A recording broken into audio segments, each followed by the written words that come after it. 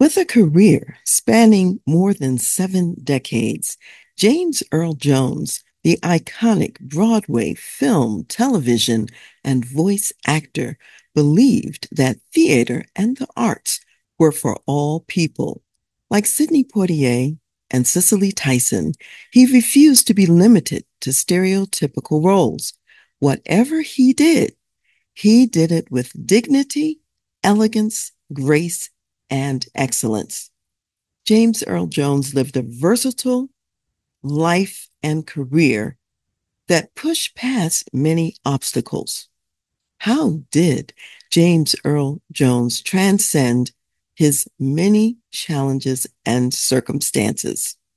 For one thing, he was born in poverty in Mississippi. Shortly after his birth, he was abandoned by his father, and later his mother also abandoned him, and he was raised by his maternal grandparents in Michigan. And there he survived many years of being exposed to a difficult grandmother and developed stuttering, which he dealt with his entire life. And he also was mute for a number of years. So you want to think about, how did he overcome all of this to become the great person and orator that we know as James Earl Jones? Today, I'm sharing a tribute to James Earl Jones and his life. He lived to be 93 years old, and he had numerous Broadway plays, 90 TV dramas, 120 movies, and countless voice work projects to his credit. I'm Dr. Karen Wilson Starks, your host for The Voice of Leadership and for Dr. Karen Speaks Leadership. And although my show is called The Voice of Leadership and Steve Harvey is referred to as The Voice, we all know that the person who was known for his voice and who was the true voice was James Earl Jones. So let me talk about him a little bit. He was born on the 17th of January in 1931 in Arcabutla, Mississippi, and he died on the 9th of September 2024 in Pawling, New York. He was married twice. His first marriage to Julianne Marie in 1968 to 1972. And that first marriage occurred because he played Othello and Julianne was playing Desdemona to his Othello in a long-running series in 1964. However, that marriage didn't last long. It only lasted from 68 to 72. Later in 1982, he married Cecilia Hart, who he refers to as Cece, and he was married to her until her death in 2016, and she died of ovarian cancer. The interesting thing is that with both wives, they both played Desdemona to him playing Othello. So there must be some romantic aspect to this Othello role that he had both of his wives related to that production. Out of his second marriage, they had one child, his son, Flynn Earl Jones. And surviving him beyond his son, it's also his brother, Matthew.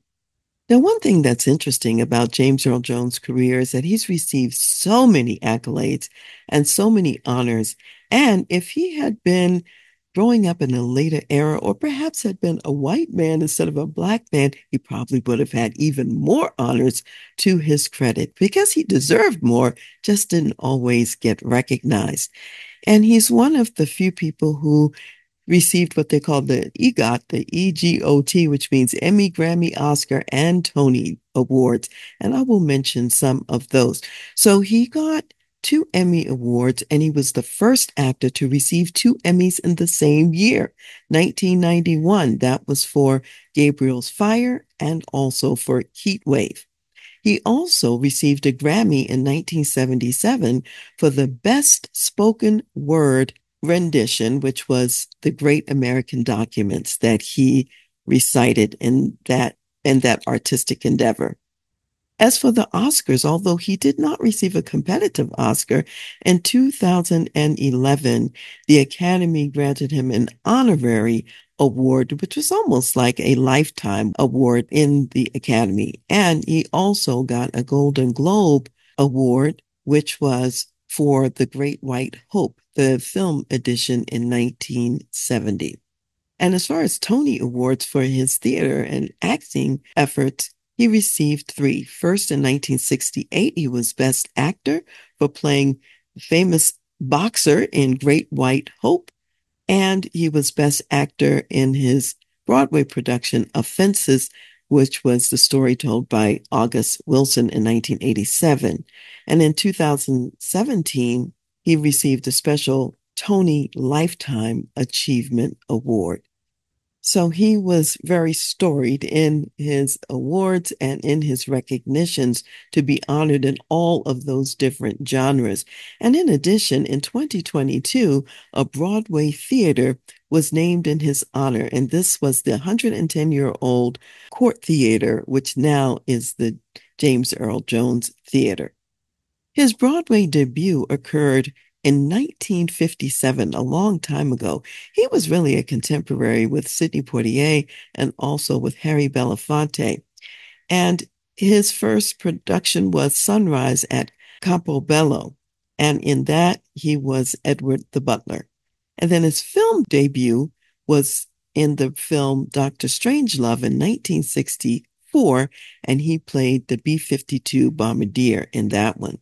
And of course, he achieved international fame and acclaim for his voice role of Darth Vader in Star Wars, and that began in 1977, although it was hidden for a long time that he really was the voice in Star Wars of Darth Vader. He played a lot of roles in Shakespearean theater, and some of those shows were Othello, King Lear, Midsummer Night's Dream, Measure for Measure, Hamlet, where he played Claudius, The Merchant of Venice.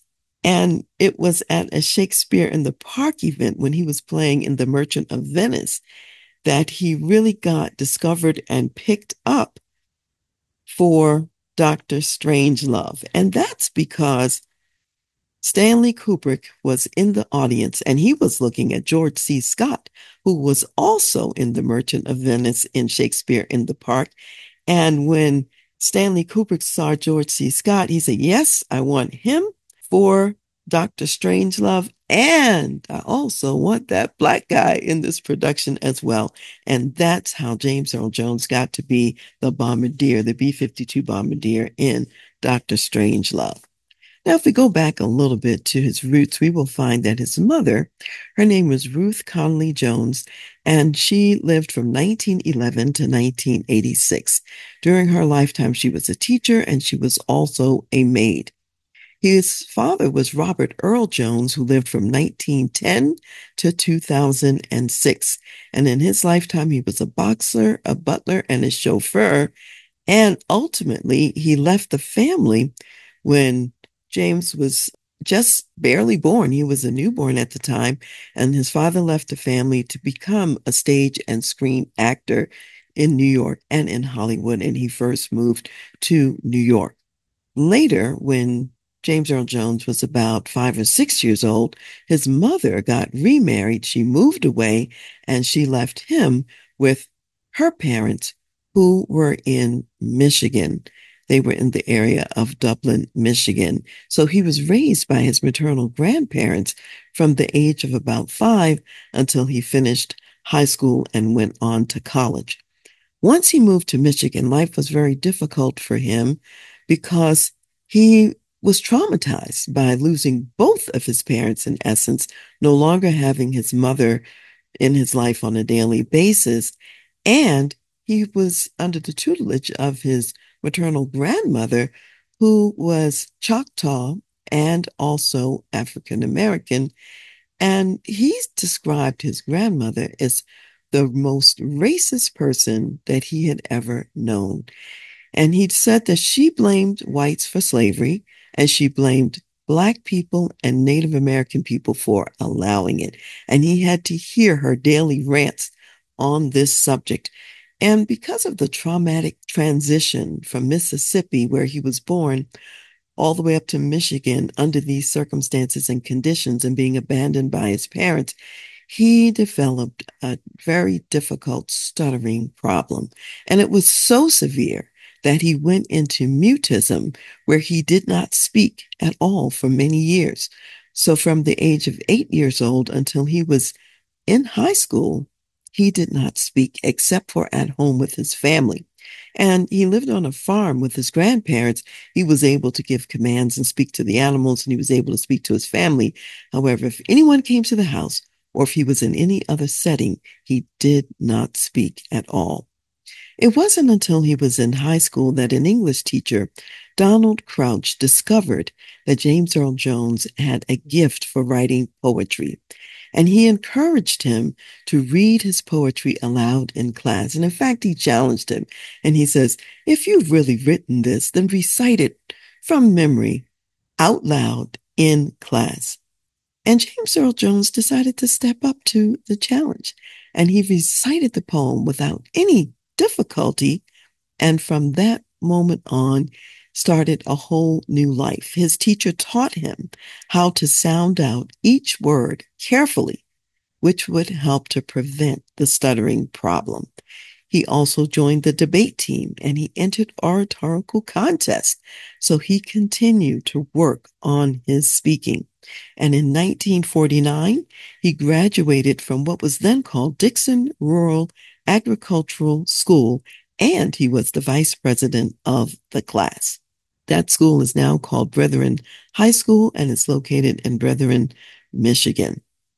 In 1955, he would graduate from the University of Michigan with a bachelor's degree in drama. Initially, he went to the school studying pre-med, and he later decided that his real love was drama, and that's what he wanted to do. In between pre-med and deciding on drama, he also discovered that he enjoyed ROTC. He joined the Reserve Officers Training Corps, and he loved the camaraderie in the military organization. And so there he was in ROTC. Then in his junior year, he switched to drama. That was something he really enjoyed. That was his major. And then as he finished high school, he worked on a stage crew and he acted at the Ramsdale, which was a local theater in Manistee, Michigan. One of his first roles at that local theater was Othello. So that's a role he played over and over again in his career. After he finished college, he went into the military as a second lieutenant. So he was a military officer in 1953. This was post the Korean War. He went to Fort Benning, Georgia, where he did his infantry officer basic training. And then he went on to the 38th Regimental Combat Team. And that regiment established a cold weather unit near Leadville, Colorado. So he actually was out here in Colorado, and it became a training center for cold weather combat. And he was particularly good at that, as it turns out. By the time he was discharged from the military, he had made the rank of first lieutenant, and that was a couple of years later.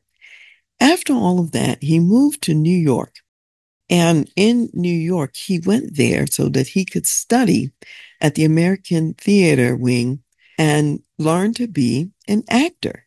And he supported himself by working as a janitor along the way. And he lived on the Lower East Side of Manhattan. Also, while he was in New York, he reestablished his relationship with his father. And he even lived with his father for a brief period of time. And so they reconnected approximately in 1955, and his father encouraged him in his acting career. And his father had a modest acting career himself. And it turns out that even later, the two of them did some productions together in New York. One was Moon on a Rainbow, and one was Of Mice and Men. Some years later, he also did Infidel Caesar. So he did some collaborations that included his father.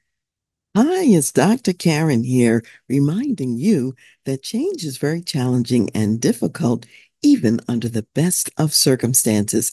If you are going through an organizational change, it goes better when you know the steps, the order of the steps, and what to do. So contact me to walk through what will work best for your organization. I can be reached at Dr. Dr. Period Karen, Karen, at transleadership.com.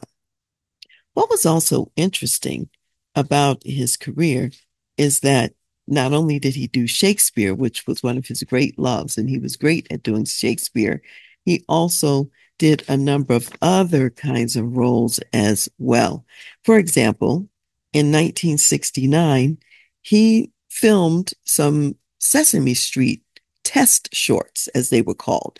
As Sesame Street was about to launch, they wanted to find out what people resonated with and what would probably work in the marketplace. And so they had James Earl Jones to record some of these shorts, and they would play the shorts for test audiences to see what was resonating. And the most popular ones of those shorts was one where James Earl Jones appeared bald and he was counting slowly to 10. And when Sesame Street launched in 1969 to 1974, his shorts actually appeared as part of the actual show along the way. That's how popular and successful they were. He also starred in a couple of soap operas. So in 1965, he was a doctor in As the World Turns, and he also did appearances in The Guiding Light as well. He also has a number of films and TV roles to his credit, and one was Claudine in 1974 with Diane Carroll, and that was a really funny show. I really enjoyed watching that one along the way. Of course, we know he did Star Wars, and he played the voice of Darth Vader. He also played in a movie that was called The Man in 1972. And interestingly, this movie was about a senator who ultimately becomes the first Black president. So this was, if you will, prophesying in a way about Barack Obama later on in history. He also did a later version of Roots in 1977, where he played author Alex Haley, and that was on the TV miniseries. And then one of my absolute favorite movies involving James Earl Jones was Coming to America, which came out in 1988. And he played in this movie with Eddie Murphy, who played his son, with Arsenio Hall, and then the woman who played his wife was Madge St. Clair. He was an African king, and Eddie Murphy was his son, the crown prince. Eddie Murphy came to the United States to go to college, and he went to Queens, New York, because he wanted to find a queen. And he figured if he was looking for a queen, that was a place to go. And Arsenio Hall was his right-hand man, his esteemed servant, if you will.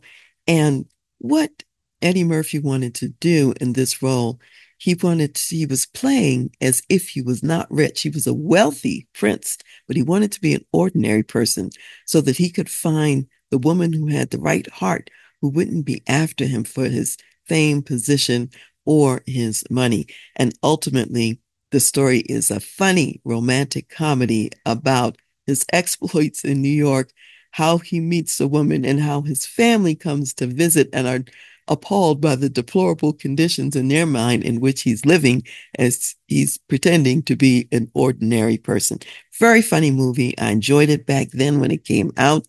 And a few years ago, my husband and I listened to it again in a rerun on TV, and it was still funny and it was still great. So I definitely recommend that one. He was also in a number of plays that weren't just Shakespearean plays, and a couple of them featured all Black cast in shows like On Golden Pond with Leslie Uggams, that was in 2005, Cat on a Hot Tin Roof by Tennessee Williams, which is one of my favorite plays of all times, and he played Big Daddy in that production in 2008 in the United States, 2009 in the UK. And in 1965, he did Danton's Death. And in 73, 74, The Iceman Cometh. And 74, 75, of Mice and Men. And as I mentioned earlier, he did Fences, the August Wilson play in 1987. I happened to be fortunate enough to see James Earl Jones on Broadway in Fences, and what a powerful and mighty production and performance, for which he did win an award. And then in 2014-15, he did You Can't Take It With You. He also did a lot of voice work, and he played, in addition to Darth Vader, as I already mentioned. And by the way, with the Darth Vader voice, he's been recorded and he signed over the rights to that voice so that they can resurrect it at different times to play Darth Vader in the future. So even now that he's gone, his voice lives on beyond him as Darth Vader. He also played Pharaoh in 1985 in Hanna-Barbera's The Greatest Adventure, which is stories from the Bible. He also did voice work in The Simpsons show, where he was in Treehouse of Horror, which was a Halloween special. In 1993, he also spoke the national anthem at the Major League Baseball All-Star Game in Baltimore, Maryland. He also reads the New Testament, all 27 books. That's a major voiceover project. And he says in the nightly news with CNN, "This is CNN." So we hear him in that. Also, in NBC's coverage of the 2000 and 2004 Olympics, he's the one who does the voice opening of that show. So we can see that James Earl Jones had an amazing and iconic career. And I think there are lots of lessons that we can learn from him and from his life and from all that he overcame in his life. And so I want to go over a few of these items. And number one is, I would say, look for the good in your heritage and in your background. You may have inherited some skills and some gifts. Now, even though he had some difficulties and challenges with his parents who left early in his life, he apparently inherited some of the abilities of his father in acting. And so, even though there were some negatives, he did not leave behind the positive of the acting that he got from his father. And in fact, he took that forward with him, and he also learned from his father when he went to New York and they reconciled in their relationship. In terms of some of the roles he played, his past also played out. In one of his roles, he played a surgeon and a Haitian rebel leader, and of course, you know about his pre-med background. He also played a troubled boxer in The Great White Hope, and that was based on a true story. And his father had been a boxer, so that was in his history. And in the Dr. Strangelove movie, he played a B-52 bombardier, and keep in mind, that harkened back to his military service. And his son, Flynn Earl Jones, also does some voice work at this time. So it's being passed forward to the next generation, his only child and his only heir. So again, look for the good in your heritage and be sure to capitalize on that and take it with you. Number two, sometimes we have to remember that we can overcome and live through the obstacles that we face, and our greatest weaknesses can be transformed into our greatest asset. So in his case, he struggled with and dealt with lifelong stuttering, yet he becomes the voice, an actor who's known for his voice, a man who was mute from 8 years old to high school, and yet he now was able to speak in a way that was beyond the norm. Now, his teacher taught him how to enunciate each word and to say it slowly. And even throughout his career, he said he had to pause at times to ensure that that stuttering didn't take over in his speech pattern. And because he had been mute for so long, he learned to do a deeper analysis of words that he spoke and their meaning. So he overcame all of that. In addition, because of his age and the time period in which he lived, he also had to deal with a lot of ongoing racism. Because both of his wives were white, that was even more racism. And he himself was from a mixed parentage of African American, Cherokee, Choctaw, and also Irish. Later in his life, he also contracted type 2 diabetes. That was in the 1990s. And he lived with that and continued to work until he died at 93 years old. So, number two is the whole point of overcome and live through your obstacles. Number three, I would say one step leads to another. Keep in mind that while he was performing with excellence in the Shakespeare in the Park series, and he was doing Midsummer Night's Dream, that's how he was discovered for the Doctor Strangelove film when Stanley Kubrick found him there. And in our lives as well, whatever we've done in the past is a building block for what is going to come in the future. So that's an important thing to remember. And number four, he had mentors and he had people who believed in him along the way. And we need mentors and people who believe in us along the way. And in his case, his high school teacher was one of the most prominent ones who saw his gift for poetry and was able to bring this gift out in him. And, you know, James Earl Jones passed that forward in also encouraging and developing other Black actors along the way in his life. And in the workplace, we can see talents in others and bring out their gifts when we see them. Number five, I would say hone your craft through education, observation, apprenticeship, and practice. James Earl Jones, he went to New York because he wanted to study acting. Even though he had done acting in school and he had been in the local company, he wanted to study at a higher level. He also became an understudy and learned under someone else. He did plays, as I said, in Michigan before he even went to New York. And in addition to that, he served on the set crew as a carpenter and did work that way as well. You can learn from all aspects of your craft. Doesn't have to be just acting in front of the camera. You can learn from every part of the theater, and that's what he did. Number six, I would say you can meet the love of your life at work. And with his both wives he met at work, and the second wife being the love of his life, who he stayed with until her death. He met her at work, just like I met the love of my life at work as well. So that's just a bonus of the work environment at times. And think about it. You're joining forces with someone who shares your interest and your passions. And then number seven, he had a very strong and high-paced work ethic. He would come to rehearsals with his lines already memorized. He came with notebooks filled with notes about his role and what he wanted to remember and know about. And he would interview the people on the creative team to learn more about what that role was about and how it was to be played. And he was considered unusual because lots of people would bring notes about what should be changed or what should be different.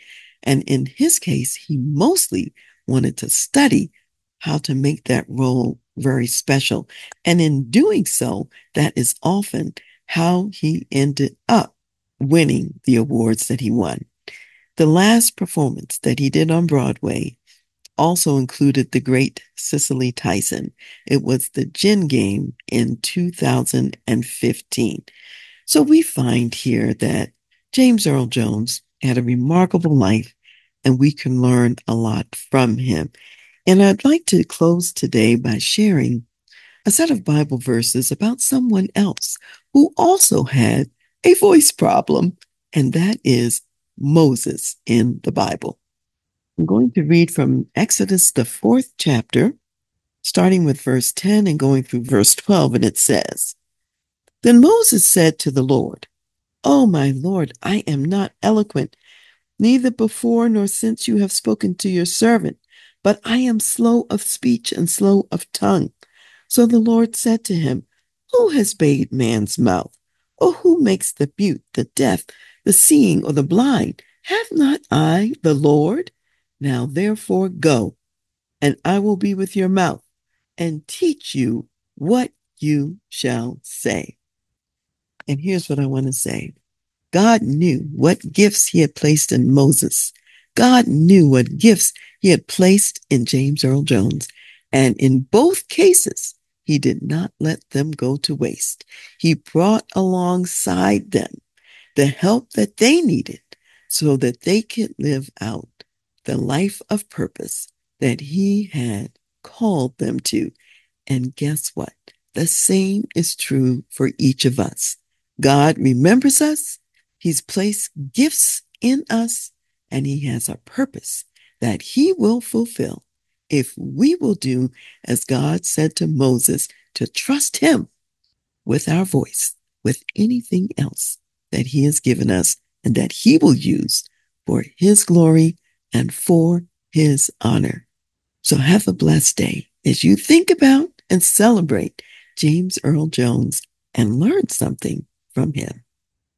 Hi, it's Dr. Karen here, and I want to tell you about my book, which is called Lead Yourself First, the Senior Leader's Guide to Engaging Your People for Greater Performance and Impact.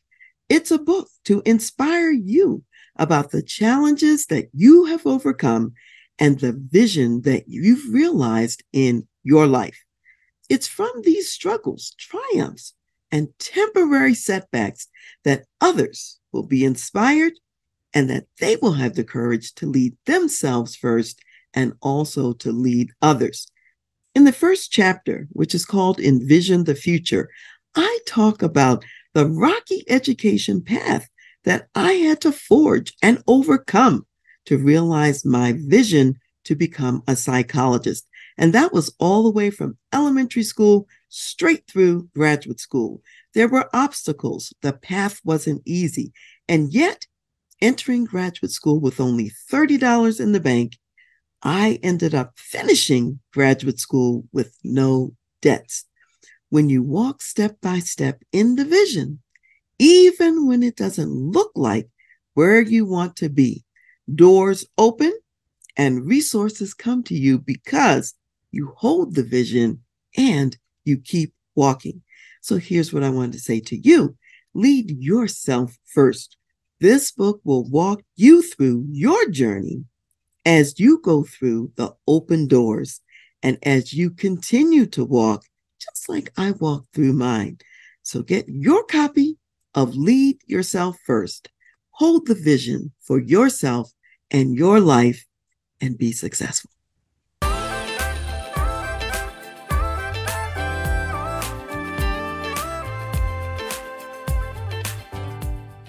You've been listening to The Voice of Leadership with me, Dr. Karen Wilson Starks. And I want to give a special thanks to jazz saxophonist Ron McMillan for granting us permission to use his gifted music on our show. Thanks for listening, and remember to go to my website, transleadership.com, for more strategies, insights, and leadership resources.